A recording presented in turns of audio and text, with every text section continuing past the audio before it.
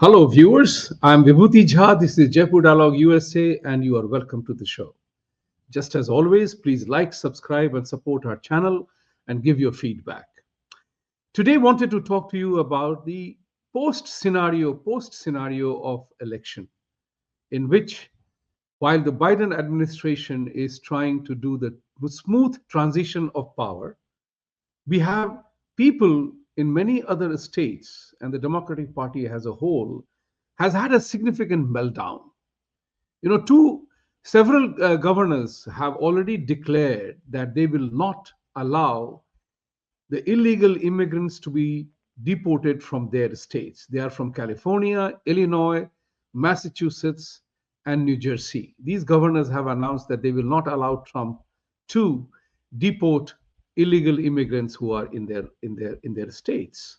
Now that's okay. That's their policy. They want to follow. That's perfectly all right. But what is more important is that we have come to know, and we know now, it is all over the press and the media, that Iranian government had designated assassination attempt of Trump post-election.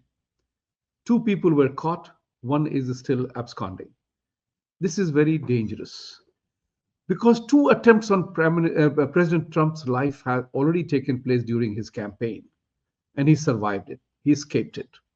So the question is, will the leftists, communists, and Islamists allow Trump to take oath on January 2025? We know that in the normal state of affairs, the transition of power has to happen. Mr. Trump is yet to be declared officially a certified winner, which will happen sometime in December or January 6th, as the saying goes. But what is their position?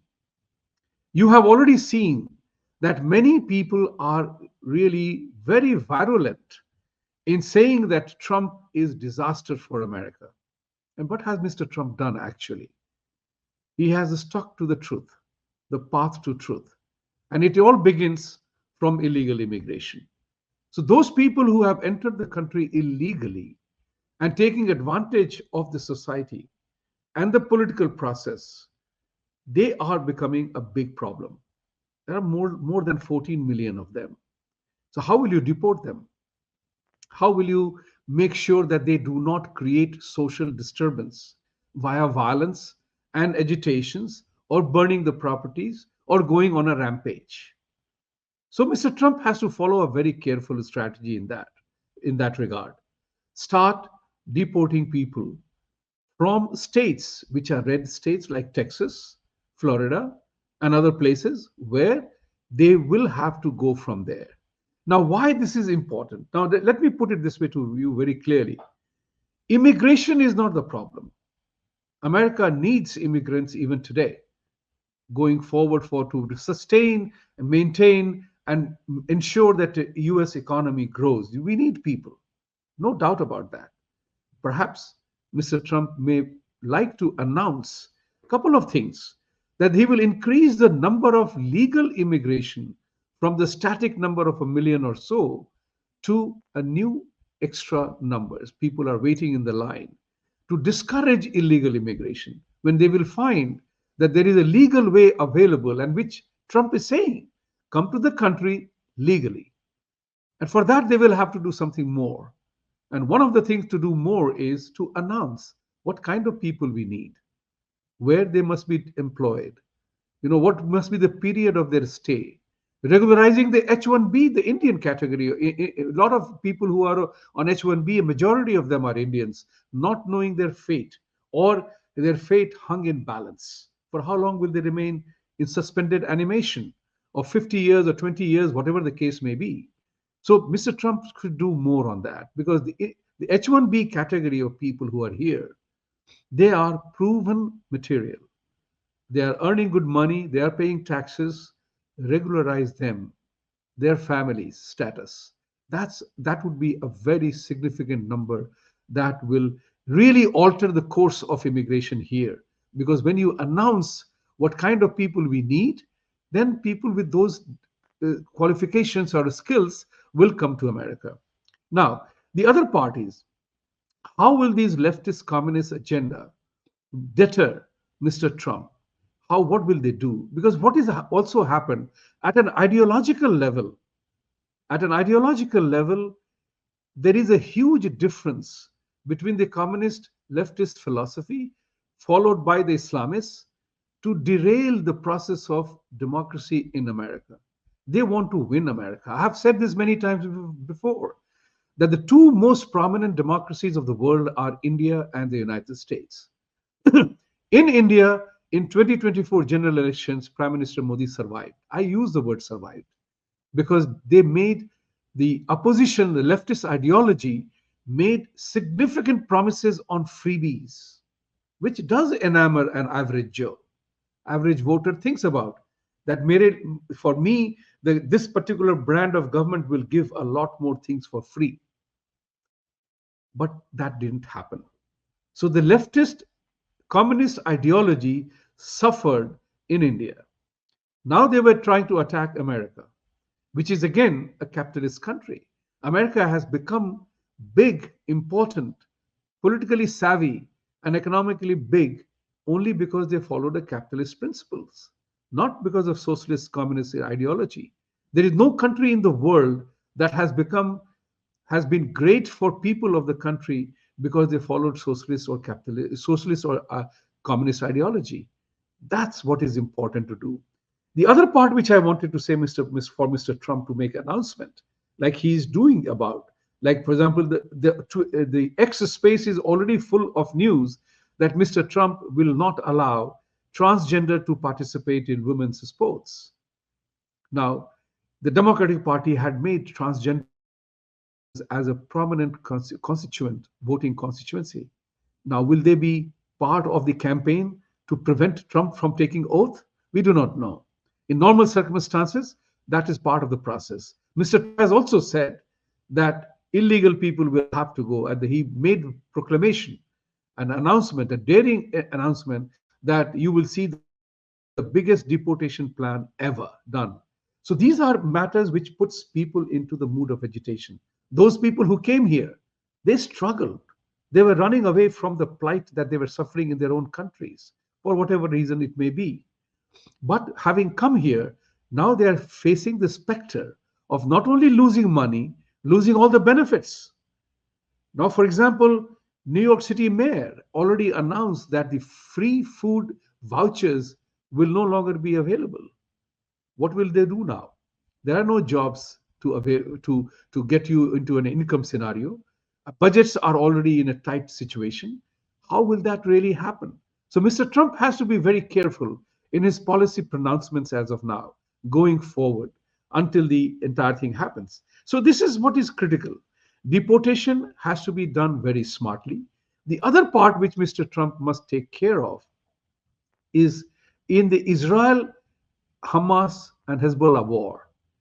Remember, in his previous administration, they had put together an Abraham's Accord, which brought together Saudi Arabia, UAE, and many other countries in a relationship, establishing diplomatic relationship with Israel.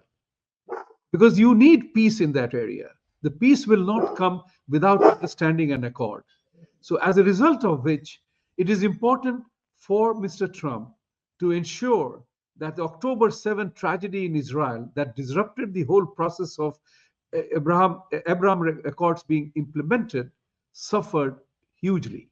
So as a result of which, it is important for him to make sure that Saudi Arabia, UAE, and the countries of that area enter into that agreement. Only when that happens, that Iran will get isolated. And that needs to be taken care of. That's the other part which is very critical.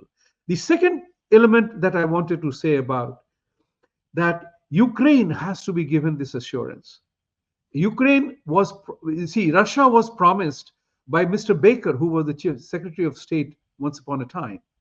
He had said that there will be not an inch of expansion of NATO via additional memberships. And Ukraine was one of the key elements of that entire process. After that, the Western powers and NATO began to play games with Ukraine. And they said, we will get you in NATO, provided, and to stop the Russian thing. And that provoked the war. Now, one can always say that, how can Russia killed so many people.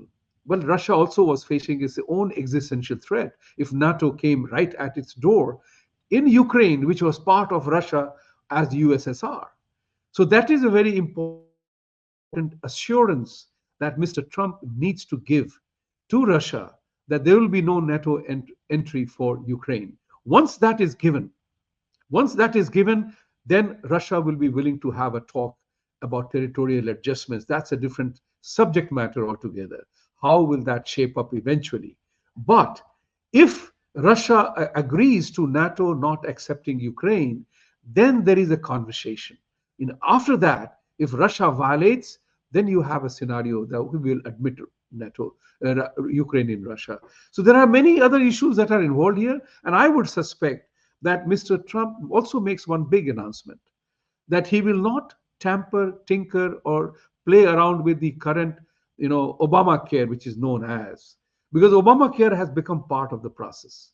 Unless and until Mr. Trump has a clear-cut, superior plan to the existing Obamacare, don't talk about that you will abolish Obamacare.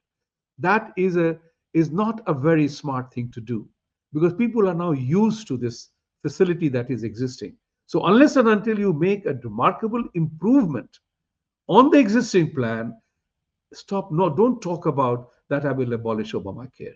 That will inspire people towards understanding the reasonable extent of the whole thing. So while the government, while the Biden administration works with Mr. Trump, and Mr. Biden invited Trump to the White House to talk about all these matters. Once the transition of power happens smoothly, the leftists and communists and Islamists will not be able to force their way. The only way they can do that is indulging in violence or a civil disruption. And all these people who are suffering from Trump derangement syndrome are talking about resistance. Now, resistance to what? You can't have resistance against your own government unless the government is tyrannical.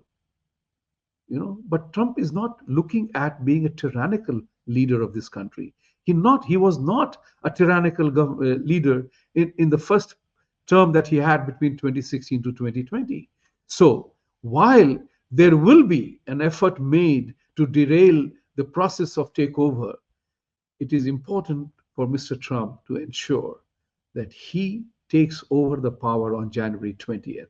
And nobody in a democratic process can disrupt that.